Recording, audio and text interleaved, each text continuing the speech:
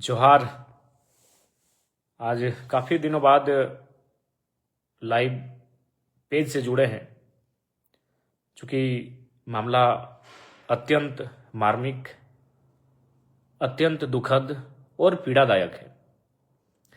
जैसा कि आप सबों को सूचना मिली होगी कि आज हजारीबाग जिला अंतर्गत मांडू विधानसभा के चुरचू प्रखंड के एक गांव में 6 लोगों की मौत हाथी के द्वारा कुचलने से हो गई थी, जिसमें एक ही परिवार के 4 लोग, एक पिता, एक उस पिता की पुतोहू, एक बुजुर्ग कह सकते एक बुजुर्ग, उनकी पुत्रवधू और उस पुत्रवधू के 2 छोटे बच्चे, एक परिवार के 4 लोगों की मौत हो गई हाथी के कुचलने से।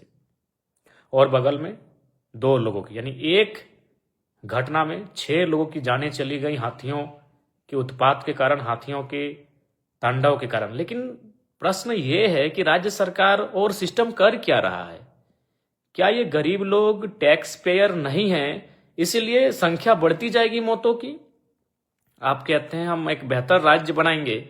बेहतर राज्य एक विजन से बनता है माननीय मुख्यमंत्री महोदय। जब एक मौत हो चुका था उसी समय सिस्टम को इतना दुरुस्त कर देना चाहिए था कि अगली बार घटना ना घट पाए। तो मुझे लगता है ये बहुत ही चिंता का विषय है। और तुरंत सूचना मिली, हम सुबह गए, जो कि हम क्षेत्र में ही थे, आसपास थे, तो हम चुरचू गए, परिजनों से मिले, उन्हें सांत्वना देने का कार्य किया। डीएफओ तथा अन्य बीडीओ समेत अन्य पदाधिकारियों से हमारी टेलीफोनिक बातचीत हुई। उन्हें मैंने स्पष्ट कहा कि जिस क्षेत्र में हाथियों के जाने की सूचना मिल रही है, आप उसमें लोगों को, अपनी टीम को अलर्ट करिए, लोगों अपनी टीम को वहां पर गश्ती दल को भेजिए, उन्हें मॉनिटरिंग करने बोलिए, और जब तक क्षेत्र में हाथी बने हैं तब तक लोगों से भी अपील करते रहिए और उनकी सुरक्षा करिए।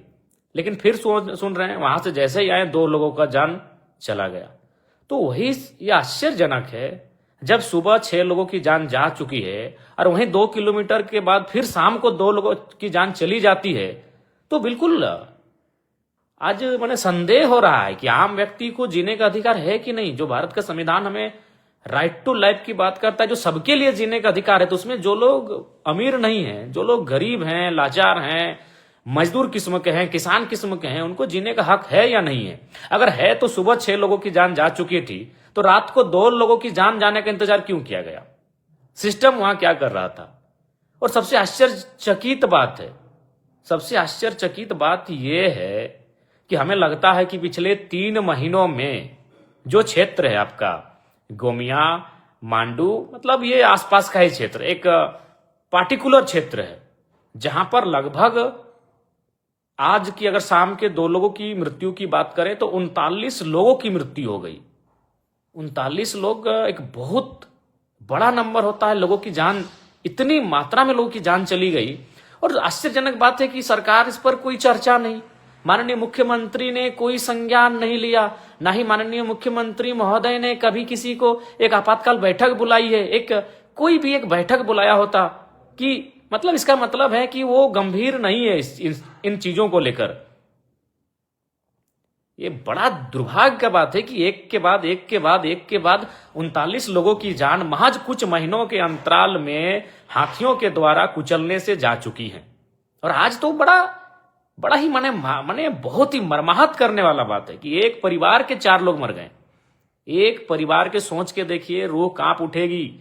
एक परिवार, एक गरीब परिवार, उसके 4 लोग, 4 सदस्य, 2 छोटे बच्चे, एक महिला और उस महिला के ससुर जी, और जो 2 बच्चे थे उस महिला के बच्चे थे, यानी एक परिवार के 4 लोग मर गए।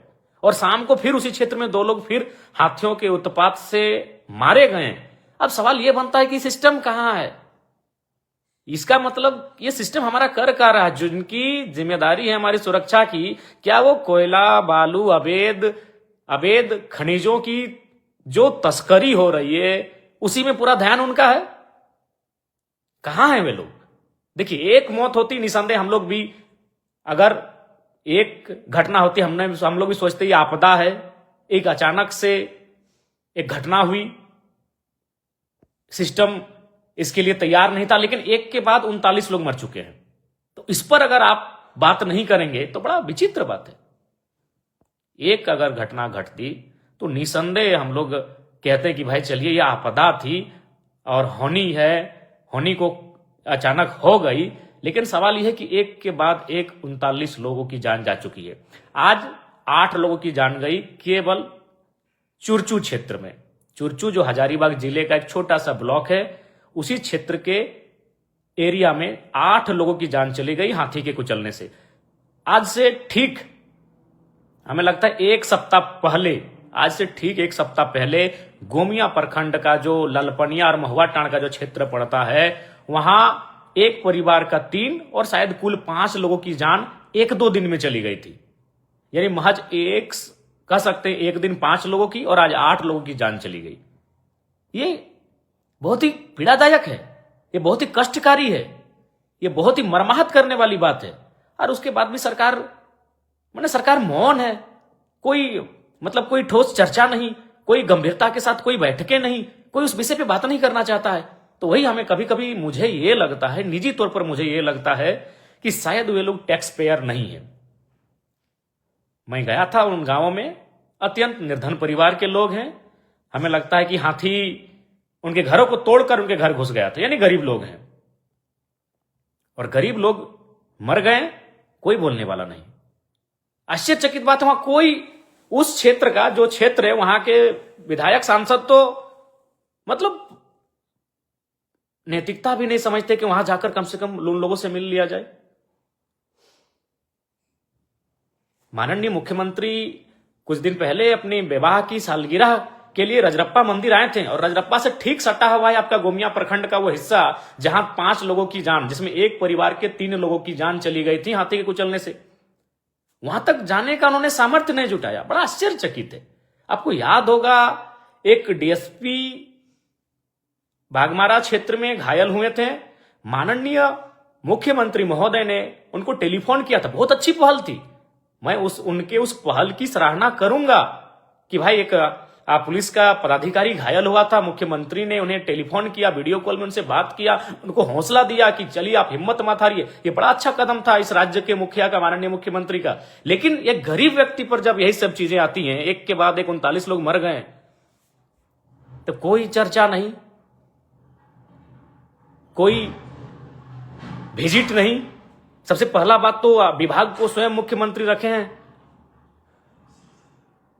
कोई टीम नहीं उनके दिशा निर्देश से कि मुख्यमंत्री के दिशा निर्देश से ये टीम यहां पर मिलने के लिए आई है।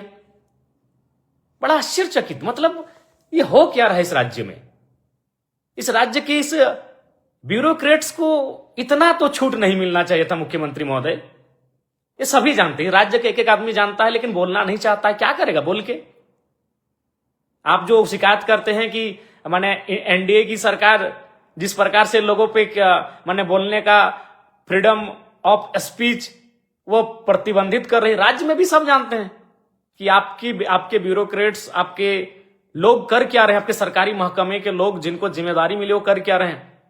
अरे भाई, अब तो कम से कम कोयला बालू का धंधा को बोलिए, कुछ दिन वो लोग छोड़े। जो रात भर वे लोग टॉर्च लगा लगा के जो पार कर रहे हैं, इन सब चीजों को छोड़े। ये सबको जानकारी है कि राज्य में कहां क्या हो रहा है, नहीं हो रहा है। सब लोग मौन बैठे हैं क्योंकि नहीं चाहता है कि हम लफड़े में पड़े।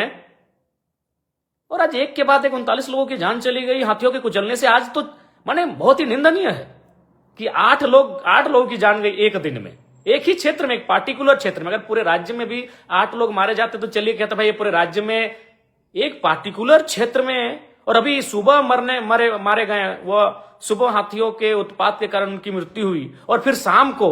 तो अब सवाल यह बनता है, आपका सिस्टम क्या कर रहा था, आपका डीएफओ क्या कर रहा था, आपका जिला प्रशासन क्या कर रहा था, आपके पदाधिकारी क्या कर रहे थे? ये बहुत बड़ा सवाल बनता है।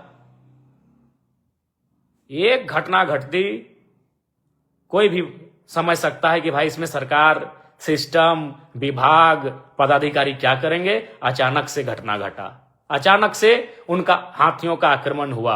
3 महीने से आक्रमण हो रहा है, 3 महीने से। गोमिया में एक दिन में 5 लोगों की जान चली गई, जिसमें एक परिवार के 3 लोग थे। तो क्या मतलब वो बड़ा हमको तो समझ में नहीं आ रहा है कि ये लोग गरीब का तबके के लोग हैं, इसलिए इसमें किसी को दिलचस्पी नहीं है इनकी जान बचाने को लेकर या पर इस पर चर्चा करने को लेकर।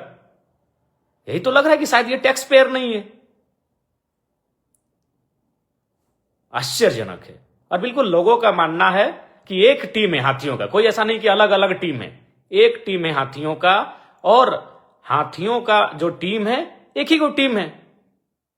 आप चाहें, कोई भी सिस्टम अगर चाहेगा, अगर उनको लगता है कि गरीबों की जान बचनी चाहिए तो कोई भी तुरंत उनको अपनी गिरफ्त में ले लेगा। भाई 39 लोगों की जान अगर लगातार एक ही टीम के हाथी लोग ले रहे हैं तो उन हाथियों को भी पागल घोषित कर देना चाहिए सरकार को। जो भी प्रक्रियाएं हैं उनके तहत उन हाथियों को भी पागल घोषित कर देना चाहिए। हम हाथी को बचाने के क्रम में 39 लोगों की जान गंवा चुके हैं, यह कतई बुद्धिमानी नहीं है। लेकिन हमें सबसे बड़ा आश्चर्य यह लग रहा है कि 39 लोगों की मौत के बाद भी राज्य सरकार मौन है, बिल्कुल मौन है।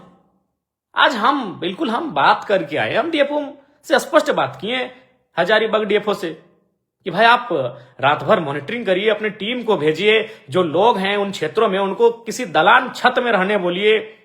हम भी खुद वहां के नौजवानों को बोल के आए कि लाइट की व्यवस्था, पदाधिकारी को निर्देशित करके आए थे कि यहां लाइट की व्यवस्था करिए, और जो ऊंचे नहीं होता तो सरकारी भवन जैसे विद्यालय हो गया, स्वास्थ्य केंद्र हो गया, आंगनबाड़ी का केंद्र हो गया, वहां ऊपर में रखें। चूंकि अभी कंडीशन ये है, जिन लोगों, चूंकि बहुत सारे लोग नहीं जान रहे हैं, आप जान लीजिए कि घरों के अंदर से हाथी घर को तोड़ के और अपने सूंड से खींच कर बाहर ला रहे और मार रहे हैं। अगर किन्हीं को लगता है कि घर के अंदर है माने सेफ है, नहीं, घर के अंदर वो हाथी क्या कर रहे हैं, तोड़ दे रहे हैं। और हो क्या रहा है, उनके साथ एक छोटा बच्चा भी, एक दो छोटा बच्चा है। बड़ा हाथी चूंकि घर में घुस नहीं पा रहा है तो छोटा बच्चा को भेज रहा है घर घुसने के लिए, और वो छोटा बच्चा सूंड में है, उसको पकड़ के बाहर ला रहा है और मार दिया जा रहा है। ऐसा लग रहा है कि हाथी शायद कोई प्रतिशोध ले रहे हैं लोगों से, ऐसा लग रहा है कि हाथी का झुंड कोई बदला ले रहा है इंसानों से। तो वही आश्चर्यजनक है। इसलिए मैंने स्पष्ट कहा, गोमिया भी मैं गया तो वहां पदाधिकारियों से मैंने बात की, लेकिन मैं स्पष्ट कहना चाहूंगा राज्य के लोगों से, और पदाधिकारियों को भी अगर बुरा लगे, क्या लगे, नहीं अलग बात है, आप लोग किस एंगल से लेते हैं नहीं लगे, लेकिन इस बात को मानना होगा, जो लोग ईमानदार हैं भैया उनको नमस्कार है, लेकिन इस राज्य के मैक्सिमम पदाधिकारी अपनी आय से अधिक करने में जुटे हुए हैं। जो सरकारी तनख्वाह मिलता है उससे वो संतुष्ट नहीं है, और वो दिन रात फिराक में रहते हैं कि कहां गाड़ी, कहां बालू, कहां कोयला, कहां पत्थर, सब अवैध कमाई से नोट छापने में लगे हैं। उसी का प्रमाण है कि आज एक एक करके 39 लोगों की जान जा चुकी है महज कुछ महीनों में।